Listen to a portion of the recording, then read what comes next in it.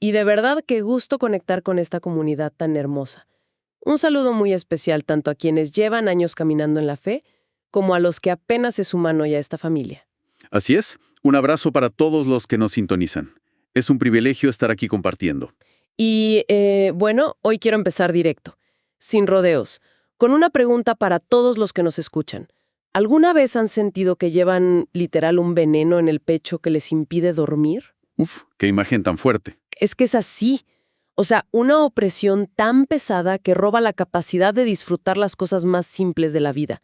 Como si estuvieran cargando con una deuda inmensa que alguien más contrajo, pero... Pero son ustedes los que terminan pagando los altísimos intereses todos los días. Exacto, eso, exactamente eso. Y de eso vamos a hablar hoy en este análisis. Y fíjate, es una imagen muy visceral la que planteas. Si en esta inmersión que estamos haciendo pudiéramos, no sé, proyectar un fondo visual para ilustrar ese estado emocional, veríamos un paisaje totalmente estéril.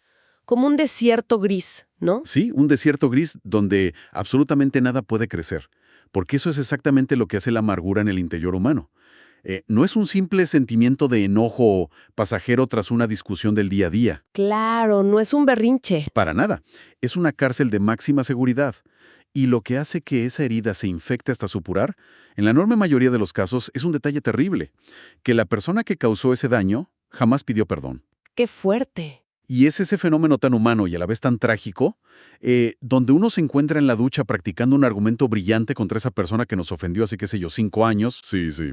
El famoso debate imaginario en la regadera. Exacto. O sea, le permitimos vivir gratis en nuestra mente, consumiendo toda nuestra energía, mientras que esa misma persona, muy probablemente, está en su casa viendo una serie de televisión completamente ajena a nuestro dolor.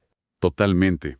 Es casi cómico si no fuera tan sumamente destructivo para el alma. Por eso, hoy vamos a desempacar esto a fondo. Vamos a sumergirnos en los textos y en las investigaciones de los autores que seleccionamos para hoy. Y quiero aclarar algo desde ya. Muy importante, sí. El objetivo de este recorrido no es, bajo ninguna circunstancia, justificar a quien cometió la ofensa. Cero. No se trata de minimizar el daño que les hicieron. Así es. El propósito de analizar este material es descubrir cómo alcanzar la verdadera libertad personal. Así que a quienes nos acompañan hoy, por favor, compartan en los comentarios si alguna vez han sentido que el perdón es una misión absolutamente imposible. Queremos leer esas historias. Hoy vamos a revelar cómo cerrar ese capítulo, no por la otra persona, sino por la propia libertad de ustedes. Y bueno, para entender cómo cerrar ese capítulo, primero tenemos que diseccionar la naturaleza del rencor, porque existe esta creencia popular muy arraigada de que el tiempo lo cura todo. Ah, el famoso deja que pase el tiempo. Ajá, la idea de que si simplemente ignoramos la ofensa y seguimos caminando, el dolor se va a evaporar por sí solo. Pero los autores que estamos revisando hoy nos demuestran que la amargura no funciona así. No se evapora. ¿No? Tiene una mecánica psicológica y casi biológica muy específica en el comportamiento humano. No desaparece por arte de magia. Pero a ver, aquí hay una desconexión fundamental que necesitamos explorar. Porque si sabemos, por pura lógica, que cargar con este rencor nos destruye la salud física, nos da insomnio y nos agota espiritualmente... Nos drena la vida. Literal. Entonces, ¿por qué nuestro cerebro se aferra al resentimiento como si fuera un instinto de supervivencia? O sea, ¿por qué la mente se niega a soltar el agravio? Esa es la pregunta clave. Y lo fascinante aquí es cómo los textos bíblicos ya describían este fenómeno neurológico y psicosomático con una precisión clínica que de verdad asombra. A ver, cuéntanos de eso. Pues, tal como enseña el pastor Andrés Corson, él hace un análisis profundo de la palabra original en griego. La palabra es pikria, que aparece en el texto de Hebreos 12, versículo 15. Y ya allí, la amargura no se describe como una nube o como un viento que pasa. Se describe literalmente como una raíz. Una raíz, o sea, un organismo vivo. Exactamente. Y si pensamos en cómo funciona la botánica, las raíces tienen dos características fundamentales. Primero, son invisibles, crecen bajo la tierra, en lo más oscuro, en lo profundo, donde nadie las ve. Y la segunda característica me imagino que tiene que ver con cómo se alimentan, ¿no? Le diste al clavo. Su único propósito en la vida es buscar nutrientes para alimentar un árbol y dar fruto. O sea, la amargura no es algo estático que simplemente está ahí y ya. Está activamente buscando de qué alimentarse en nuestra vida. Totalmente. Y si esa raíz de amargura no se detecta y se arranca a tiempo, el árbol va a crecer. Y neurológicamente hablando, va a crear caminos en el cerebro que inevitablemente darán frutos amargos. ¡Wow! ¿Y esos frutos, me imagino, se ven en el mundo real, en nuestras actitudes? Así es, se ven como explosiones de ira desproporcionadas por cosas pequeñas, un cinismo crónico hacia la vida, o una incapacidad total para confiar en nuevas personas. Corzón lo ilustra con una idea muy gráfica que me voló la cabeza. ¿Cuál es? Él dice que, albergar amargura, es tomar el control remoto de nuestra propia paz mental, de nuestro sistema nervioso, y entregárselo directamente en la mano a la misma persona que nos hirió. ¡Qué fuerte! Entregarle el control remoto al ofensor. Es una imagen fortísima. Es cederle el poder absoluto sobre cómo nos vamos a sentir hoy. Pero siendo muy honestos, la idea de arrancar la raíz suena 1000 veces más fácil en la teoría que en la práctica, ¿eh? Me hace pensar en la analogía visual que plantea otro de los autores que estudiamos, David Chaparro. Ah, ¿la analogía de la mochila? Es brillante. Sí. Él aterriza este concepto de una manera que cualquiera puede entender. Describe el resentimiento como ir por la vida con una de esas mochilas inmensas de acampar en la espalda. Pesadísima. Exacto. Y resulta que alguien nos ofende gravemente. Y en lugar de procesarlo y soltarlo, tomamos esa piedra pesada y ¡pum!, la metemos en la mochila. Pasa el tiempo, un compañero de trabajo nos traiciona y tomamos otra piedra inmensa para adentro. Y va sumando peso. Hasta que eventualmente la persona camina por la vida encorvada, tropezando con cualquier obstáculo, agotada por un peso que el cuerpo y el alma jamás fueron diseñados para llevar. Y fíjate, el problema de caminar encorvado y tropezando por todos lados es que rara vez te caes tú solo. Siempre te llevas a alguien de encuentro. Exactamente. Y ahí es donde entra la segunda parte de la advertencia. Sí, en ese texto de Hebreos 12:15 que Chaparro enfatiza tanto, el pasaje dice que la raíz de amargura no solo estorba, sino que, ojo aquí, contamina a muchos. Contamina a muchos. ¡Qué frase tan pesada! Es que el resentimiento funciona como un virus altamente contagioso. Si no se detiene de forma deliberada, ese dolor que no has procesado se empieza a filtrar en las cosas más cotidianas. Se sale por los bordes. Ajá. Se nota en los comentarios sarcásticos durante una cena familiar, en esa falta de paciencia al crear a los hijos o en la desconfianza constante hacia la pareja. Se transmite de generación en generación. ¿Como una herencia que nadie pidió? Tal cual. Una persona que no sana su herida termina, muchas veces sin quererlo, envenenando el ambiente de su propio hogar, heredando una cadena de dolor a personas que no tenían absolutamente nada que ver con la ofensa original. ¡Wow! Eso es francamente abrumador. Entender que el dolor no resuelto se convierte en un arma que termina hiriendo a las personas que más amamos es un golpe a la conciencia muy duro. Para quienes nos acompañan en este recorrido, quiero que hagamos una pequeña pausa aquí mismo. Sí, es necesario. Tomemos unos segundos. Respiremos profundamente. Dejemos que el peso de esta realidad aterrice en el corazón. Preguntémonos internamente, ¿a quién estamos contaminando con nuestra propia mochila de piedras? Porque la verdad siempre sale a la luz en nuestras reacciones. Y hacer esa pausa, ese silencio reflexivo, es absolutamente necesario. Porque, a ver, en cualquier proceso psicológico o espiritual, el primerísimo paso hacia la sanidad es la honestidad radical. No se puede sanar lo que se oculta. Exacto. Y aquí es vital integrar la perspectiva que aporta Freddy de Anda en los textos estudiados. Él toma como base Proverbios 4, versículo 23, ese que aconseja cuidar el corazón sobre todas las cosas guardadas. Sobre toda cosa guardada, guarda tu corazón. Ese mero. De Anda explica que vencer la amargura no tiene absolutamente nada que ver con ponerse una máscara de positividad tóxica, o con lo que algunos llamarían una falsa espiritualidad, fingiendo que no duele. Fingir no es sanar. Fingir es reprimir. Entonces, no se trata de decir, ¡ay, todo está fluyendo, el universo es perfecto!, mientras por dentro hay un huracán de odio. Para nada. Vencer la amargura exige mirar la herida de frente, reconocer el dolor sin maquillarlo, validarlo, y luego, desde la perspectiva de estos autores, entregarlo en una oración de rendición genuina y total. Rendición total, me encanta eso. Y de Anda rescata un ejemplo histórico brillante del libro de Ruth. la historia de Noemí. Ella era una mujer que lo perdió absolutamente todo viviendo en un país extranjero. Su esposo murió, sus hijos murieron, se quedó sin sustento, quedó destrozada. Una tragedia absoluta. Total. Y cuando por fin regresó a su tierra natal, la gente del pueblo la saludaba por su nombre. Y Noemí significa placentera. Claro, un contraste irónico con su realidad. Tremendo. Pero ella los detuvo y les dijo públicamente: no me llamen más Noemí, llámenme Mara, que significa, literalmente, amargura. ¡Wow! O sea, ella no intentó suavizarlo. No dijo, estoy bien, Dios tiene el control y ya. Hizo un diagnóstico público y crudo de su estado emocional. Exacto. Ella diagnosticó su propia raíz. Dijo: estoy amargada. Pero lo crucial aquí es que no construyó una casa en ese diagnóstico. No se quedó viviendo en el estado de Mara para siempre. Ese es el punto de quiebre. Al reconocer su dolor y posteriormente desviar su enfoque psicológico hacia ayudar a su nuera Ruth, al volver a conectarse con el propósito y el servicio hacia otros, su cerebro y su espíritu comenzaron a sanar. Finalmente recuperó el gozo y la historia nos cuenta que Dios le otorgó una nueva descendencia. El reconocimiento fue el puente, no el destino final. El diagnóstico fue el puente, no la casa. Me llevo esa frase. Suena muy lógico como proceso.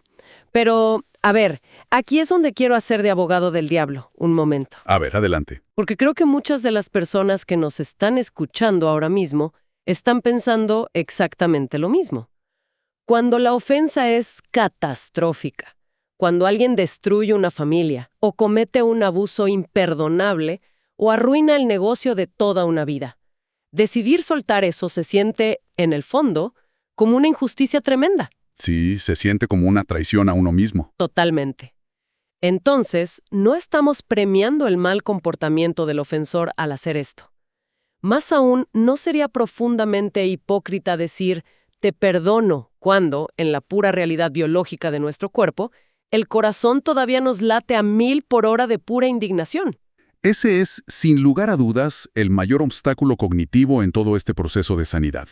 Esa creencia limitante de que el perdón debe ir siempre acompañado de un sentimiento de calidez o de cariño. ¿Como si tuviéramos que sentir mariposas por la persona? Exacto. Y como bien decía Sixto Porras, él aborda esta trampa mental de manera magistral. Él subraya con mucha fuerza que el perdón es una decisión ejecutiva, no un sentimiento. Una decisión ejecutiva, o sea, algo que decides con la cabeza fría. Así es. Si esperamos a sentir ganas de perdonar, nos vamos a morir esperando, porque el cerebro humano, que está diseñado para protegernos, jamás va a generar un sentimiento positivo hacia algo que considera una amenaza. El perdón se procesa en la corteza prefrontal, la parte lógica del cerebro, no en la amígdala, que es el centro primitivo de las emociones y el miedo. Entonces es literalmente usar la pura lógica para ir y apagar manualmente la alarma de incendios del cerebro. Exactamente eso. Y fíjate, Porras relata una anécdota bastante desgarradora para ilustrar el peligro de esperar a que llegue el sentimiento. Habla de una madre que sufrió abusos horribles y un abandono muy cruel en su matrimonio. La injusticia que vivió fue real, fue tangible y devastadora. Me imagino, un trauma profundo. Sí. Pero al negarse a tomar la decisión prefrontal de perdonar, su amargura hizo metástasis, como un cáncer. Comenzó a decirle constantemente a su propia hija que todos los hombres eran unos traicioneros, que el esposo de su hija inevitablemente iba a fracasar y la iba a abandonar igual. Ay, no. ¿Proyectando todo su dolor? Todo. Y resulta que el esposo de la hija era, en la vida real, un hombre íntegro, un buen tipo. Pero la amargura de la madre distorsionó a tal grado la percepción de la joven que la misma hija comenzó a sabotear su relación, a detestar a su propio marido sin razón. ¡Qué locura! Al final el matrimonio de la hija se destruyó por completo. La madre, en su intento desesperado por protegerse a través del rencor, terminó destruyendo el futuro de la persona que más amaba en este mundo. ¡Qué tragedia tan enorme y tan evitable! Y creo que eso responde a la pregunta de la injusticia que planteaba hace un momento. No se trata de premiar al ofensor, se trata de no castigar a los inocentes que nos rodean. Y de no castigarte a ti mismo. Exacto, incluyéndonos a nosotros mismos. Esto de verdad le da un sentido completamente nuevo a los mandatos bíblicos. Cuando los textos en Mateo 6 o en Efesios 4 instan a quitarse de encima toda amargura, ira y enojo y nos ordenan el perdón mutuo, no lo hacen como una simple regla de etiqueta moral. No es para ser buenos ciudadanos. Son mecanismos de pura supervivencia. Es como si el autor de esos textos supiera perfectamente que el rencor es un ácido que destruye el recipiente que lo contiene. Se ordena el perdón pura y exclusivamente para salvarle la vida emocional a la persona. Así es un rescate. Y si conectamos esta mecánica de supervivencia con el panorama de la vida real, nos topamos de frente con el muro más alto de todos. ¿Cuál es ese? La falta absoluta de arrepentimiento.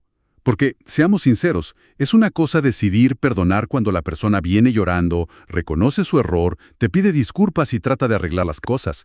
Pero, ¿cómo opera esto en el vacío? Ese es el verdadero punto de quiebre en este análisis. ¿Qué significa todo esto para quienes llevan décadas atascados esperando una disculpa que es más que obvio que nunca va a llegar? Es muy común. Hablamos del abusador que niega los hechos rotundamente. Hablamos del padre que se fue de la casa y nunca miró atrás. O del estafador que vive su vida tranquilamente, con tu dinero en el bolsillo, sin una sola gota de remordimiento. ¿Cómo se procesa el perdón cuando del otro lado solo hay silencio, cinismo o burla? Es durísimo. Pero aquí es donde los autores, y rescato nuevamente a Sixto Porras, hacen una distinción clínica y teológica que de verdad libera el alma. Perdonar y reconciliarse son dos entidades completamente distintas. Es un error gravísimo mezclarlas. A ver, explícanos esa diferencia, porque creo que aquí es donde muchos se atoran. Claro. La reconciliación requiere forzosamente de dos personas. Exige que haya un arrepentimiento genuino del otro lado, una restitución, un cambio comprobable de conducta a lo largo del tiempo y una confianza restaurada. Si la otra persona es abusiva, tóxica o simplemente no ha cambiado un ápice, no hay base para una reconciliación. Ni la lógica ni la teología te exigen que vuelvas a confiar en quien te lastimó. O sea, perdonar te saca de la prisión mental en la que vives, pero no significa de ninguna manera que vayas y le entregues las llaves de tu casa al ladrón. Para nada. Puedes establecer límites infranqueables, poner kilómetros de distancia y aún así perdonar. Qué liberador es escuchar eso. Es que perdonar requiere de una sola persona. Tú. Es un acto completamente unilateral. En términos financieros, que de hecho es la analogía que más usan estos textos bíblicos, perdonar es tomar el pagaré de esa deuda inmensa que esa persona tiene contigo, lo miras, lo rompes en 1000 pedazos y dices, la deuda queda cancelada. Ya no me debes absolutamente nada. Retirar la demanda. Exacto. Es retirar la demanda del tribunal de tu propia mente.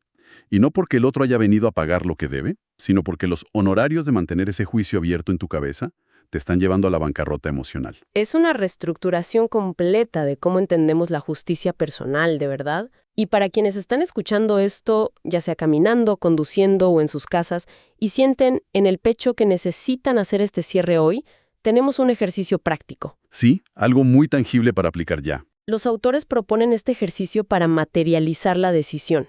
Sugieren tomar papel y lápiz y escribir una carta dirigida a ese ofensor. Y ojo, el objetivo no es cuidar las formas ni ser políticamente correctos. Cero censura. La instrucción es volcar en el papel toda la rabia, toda la decepción, lo más crudo de la herida. Expresar todo eso con todas sus letras, porque desde esta perspectiva espiritual, a Dios no le asustan para nada las emociones humanas intensas. Él las conoce todas. Así es.